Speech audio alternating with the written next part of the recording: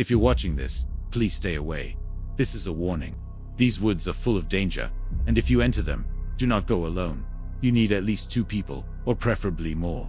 Let me explain why. Welcome back. Here stories like these are shared. These stories can be scary, mysterious, dark, or just downright creepy. So make sure to watch this whole story with lights on and with your friends. As I said in the last story, this will be a collection of videos sent in by the community. We will also take turns being our own narrator.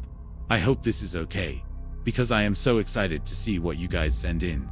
I will, of course, edit it all together so it flows well, and add in my own segments with spooky music and sound effects. The first segment is called Red Barn, and I think you're gonna love it.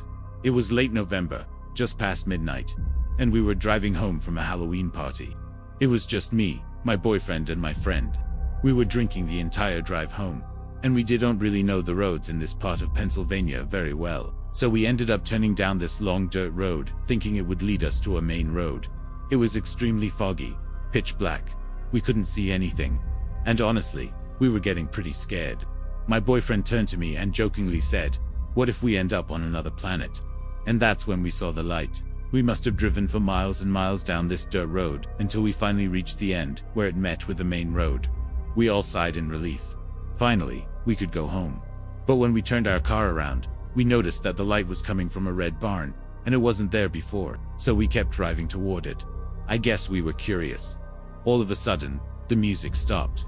There was only dead silence in the car. And then my friend piped up and said, "Hey, that's the song we heard when the lights flickered in the house." Well, my boyfriend and I both stared at him confused. He continued, "You know, the song that was playing when we entered the haunted house." It all came back to me. At the party, we were at the host played this old record player, and whenever the lights would flicker in the old house, this song would play.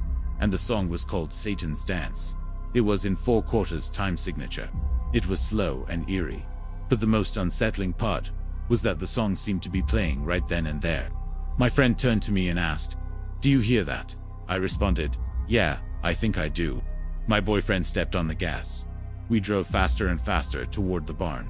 Once we got closer, we realized that the song wasn't playing. It was the wind snatching through the dry corn stalks. But we didn't stop. We kept going.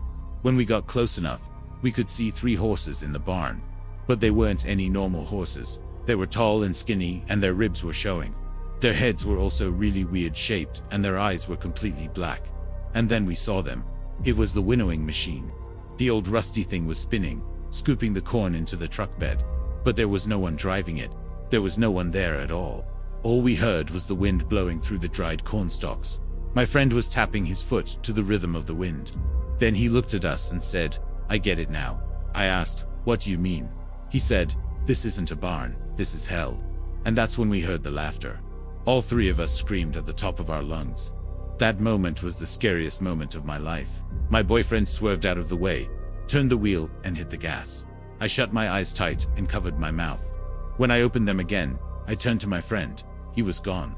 I looked in the back seat, but he wasn't there either. All of a sudden, I heard him in the front seat laughing. Then he said, "Gotcha." Relief washed over me. I turned to look at him, but he was pale, scared, and he stammered, "Let's just go home." We didn't stop driving until we reached the main road. But looking back, I knew that we didn't escape hell.